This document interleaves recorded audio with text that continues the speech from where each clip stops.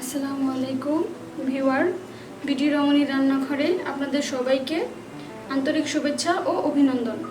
আজকে আপনাদের জন্য থাকছে আমড়ার মিষ্টি আচার রেসিপি। যেহেতু এখন আমড়ার সিজন, সো সব জায়গায় আমড়া পাওয়া যাচ্ছে।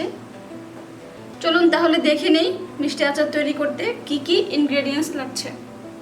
আমি এখানে আমড়া নিয়েছি হাফ কেজি। আমড়াগুলোকে আমি ভালো করে ছিলে তারপর পানিতে ভিজিয়ে রেখেছি। আমড়াগুলোকে এমনভাবে ছিলতে হবে যাতে কোনো সবুজ অংশ না থাকে।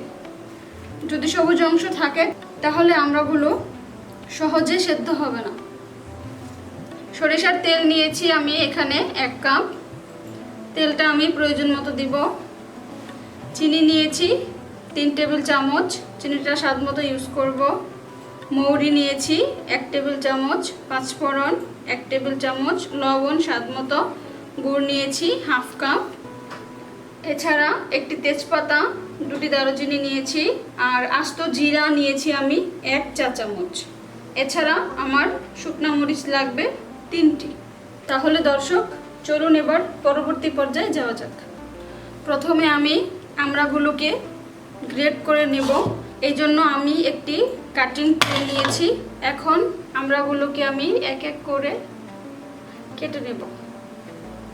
এবারে আমি ছোট যে ছিদ্রটা আছে সেটা দিয়ে আমড়াগুলোকে কেটে দিচ্ছি।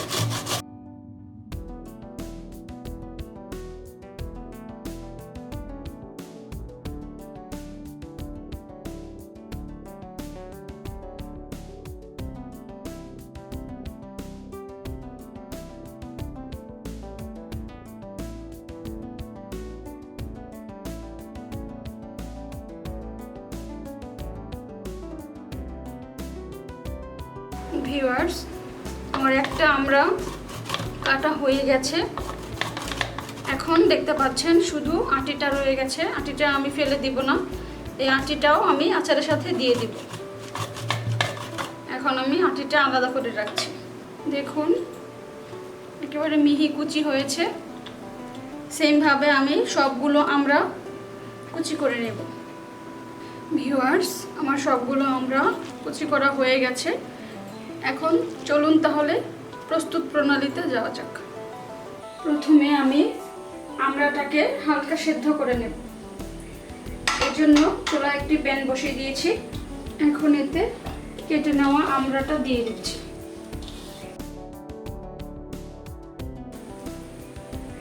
এবারে আমি এতে পানি দিয়ে দিব।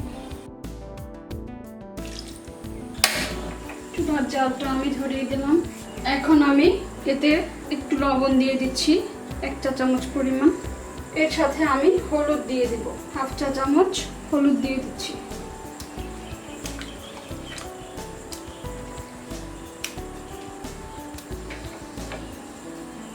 একটা ঢাকনা দিয়ে আমি ঢেকে দিলাম।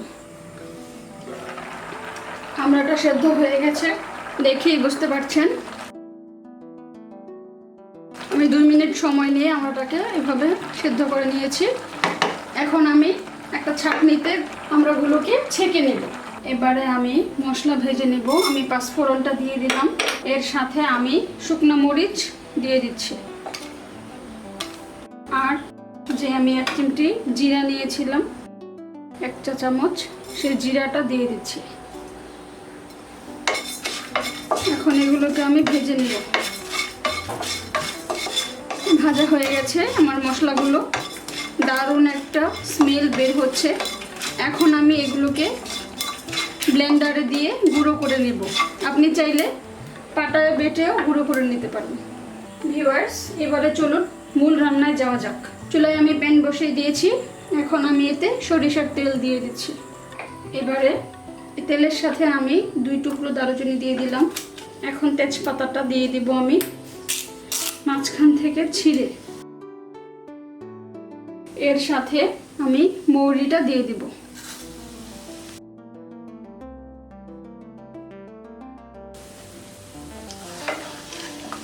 মশলাটা ভাজা হচ্ছে, সুন্দর একটা স্মেল বের হচ্ছে।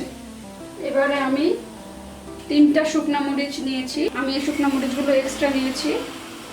এই মরিচগুলো আমি কেটে দিব। আমি একটা সিজার দিয়ে মরিচগুলো কাটছি।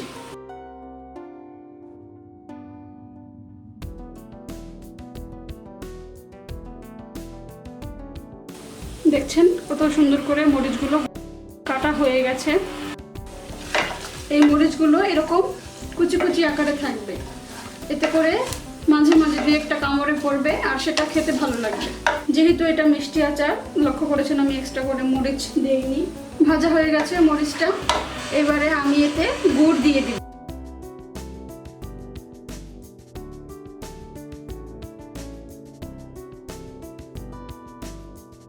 ভিউয়ার্স, আপনারা যদি চান তাহলে চিনি দিয়েও করতে পারবেন অথবা শুধু গুড় দিয়েও আচারটা তৈরি করতে পারবেন।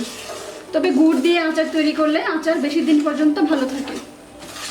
দেখা যাচ্ছে গুড়টা গলে গেছে, এবারে আমি এতে চিনি দিয়ে দিচ্ছি। আমি 2 টেবিল চামচ পরিমাণ চিনি ইউজ করেছি, বাকি চিনিটা আমি রেখে দিয়েছি, যদি দরকার হয় তাহলে দেব।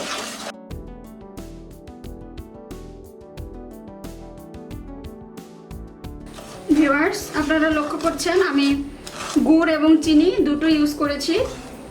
এটা হচ্ছে কারণটা, যেটা শুধু গুড় দিলে দেখা যায় কালারটা বেশি গাঢ় হয়ে যায়, বেশি কালো হয়ে যায়। শুধু চিনি দিলে আচার বেশি দিন ভালো থাকে না, আবার কালারটা ফ্যাকাশে থাকে। এই কারণে আমি চিনি এবং গুড় দুটি মিক্স করে দিচ্ছি, যাতে করে আমার স্বাদ ঠিক থাকবে, আচারও নষ্ট হবে না, আবার কালারও ঠিক থাকবে। উপকরণগুলো মিশে গেছে। এই পর্যায়ে আমি যে আমড়াটা ছেঁকে রেখেছিলাম একটা ছাঁকনি দিয়ে, এখন আমড়াগুলো দিয়ে দেব।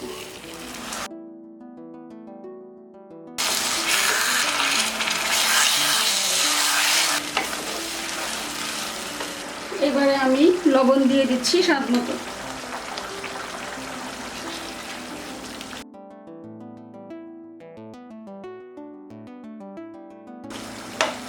এখন আমি একটা ঢাকনা দিয়ে ঢেকে দিচ্ছি।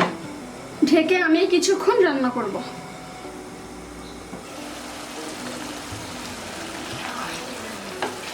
5 থেকে 7 মিনিট আমি এইভাবে রান্না করলাম।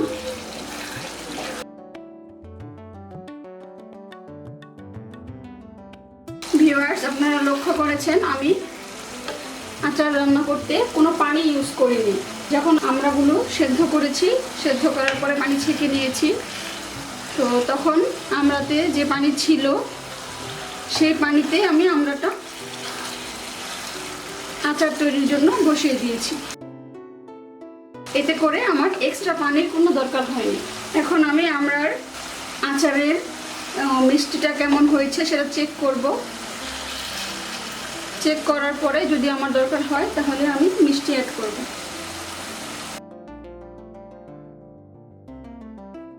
ভিউয়ার্স, আমাকে আরও মিষ্টি অ্যাড করতে হবে। এখন আমি এতে গুড় দিয়ে দিচ্ছি। আমার আচারের কালারটা যথেষ্ট আসেনি, আর একটু লাল হলে ভালো লাগবে, এই জন্য আমি গুড় দিয়ে দিচ্ছি।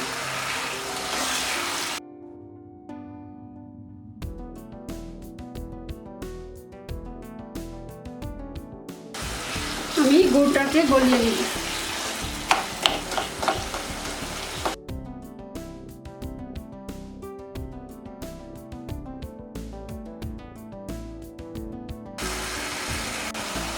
ভিউয়ার্স, গুড়টা গলে গেছে।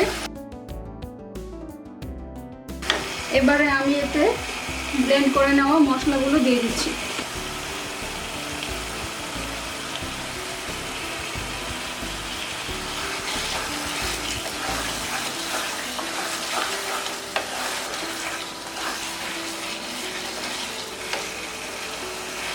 এখন আমি আচারটাকে আরও নাড়াচাড়া করে একেবারে ভাজা ভাজা যেটাকে বলে সেই পর্যায়ে নিয়ে যাব। আচার চুলায় রেখে আপনি যত জাল করবেন ততই খেতে ভালো লাগবে। নাড়তে থাকতে হবে যাতে করে হাঁড়িতে না লেগে যায়। এই পর্যায়ে আমার আচারের সব মশলা ঠিক আছে এবং লবণও ঠিক আছে, তো আমি আর কিছু অ্যাড করছি না। যদি আপনাদের দরকার হয় তাহলে লবণ দিয়ে নেবেন। আমড়ার আচার অনেকেই দেখা যায় যে আস্তে আস্তে করে তৈরি করেন, আবার কেউ পিস পিস করে তৈরি করেন। তো আমড়ার আচারের ক্ষেত্রে এরকম একেবারে মিশিয়ে নিয়ে এরকম চাটনি আকারে করাই ভালো। এটা করে আচারটা খেতে খুব বেশি ভালো লাগে।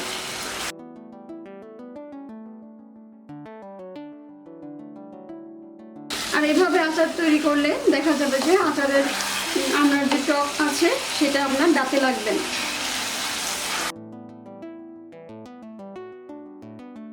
ভিউয়ার্স, আমার আচারটি তৈরি হয়ে গেছে। এবারে আমি এতে 1 টেবিল চামচ ভিনেগার অ্যাড করব।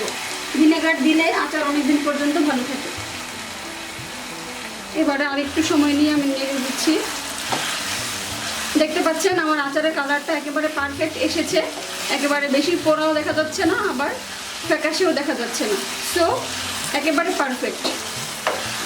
এখন আমি আচারটাকে চুলা থেকে নামিয়ে তারপর ঠান্ডা করে নেব। ভিউয়ার্স, তৈরি হয়ে গেছে আমার মজাদার মিষ্টি আমড়ার আচার। দর্শক, আপনারা দেখেছেন আমি খুব সহজেই এই আচারটি তৈরি করে ফেলেছি এবং একেবারে খুব কম ইনগ্রেডিয়েন্টসে। তো আমার আচারটি খেতে আসলে খুবই সুস্বাদু হয়েছে, যেটা আপনারা তৈরি করে খাওয়ার পরে এর স্বাদটা বুঝতে পারবেন। দর্শক, আপনারা এই আচারগুলো যদি বয়ামে সংরক্ষণ করতে চান তাহলে সেক্ষেত্রে বয়ামটাকে অবশ্যই ভালো করে শুকিয়ে নেবেন। তারপর আচারটা রেখে আচারের বয়ামের যেই ক্যাপটা আছে সেটা লাগিয়ে দিবেন।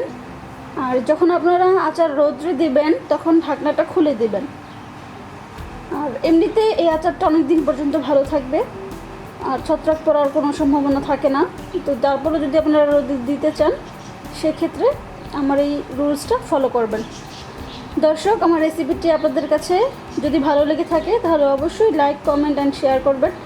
আর আমার রেসিপি দেখার পরে আপনারা তৈরি করে খাবেন। আপনাদের আচার কেমন হয় সেটা আমাকে কমেন্টসে জানাবেন। ভিউয়ার্স, আমার আরও সুন্দর আরও নতুন রেসিপি পেতে চ্যানেলটিকে সাবস্ক্রাইব করবেন। আজকে তাহলে এই পর্যন্তই। সবাই ভালো থাকবেন, সুস্থ থাকবেন। All the best.